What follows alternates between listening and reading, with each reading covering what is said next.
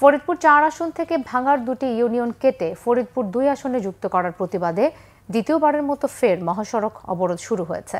এতে বন্ধ রয়েছে ওই মহাসড়কে চলাচলরত দক্ষিণ পশ্চিমাঞ্চলের ২১ জেলার যানবাহন চলাচল। আন্দোলনকারীরা সকাল ১০টা থেকে ভাঙা গোলচত্বরের আশেপাশে টায়ার জ্বালিয়ে ও গাছ ফেলে ঢাকা, খুলনা ও ঢাকা বরিশাল মহাসড়কের বিভিন্ন স্থানে অবস্থান নিয়ে বিক্ষোভ করছেন। অবরোধের কারণে দক্ষিণ পশ্চিমাঞ্চলের ১১ জেলার যানবাহন চলাচল বন্ধ থাকায় চরম দুর্ভোগে যাত্রী ও সাধারণ মানুষ। এদিকে প্রচণ্ড গরমে হিটস্ট্রোকে আন্দোলনে অংশ নিয়ে হাবিবুর রহমান হাবিব নামে এক যুবকের মৃত্যু হয়েছে। সকাল ১০:৩০টার দিকে ফরিদপুর বরিশাল মহাসড়কের হাসপাতাল এলাকায় মহাসড়ক অবরোধে অংশ নিয়েছিলেন তিনি।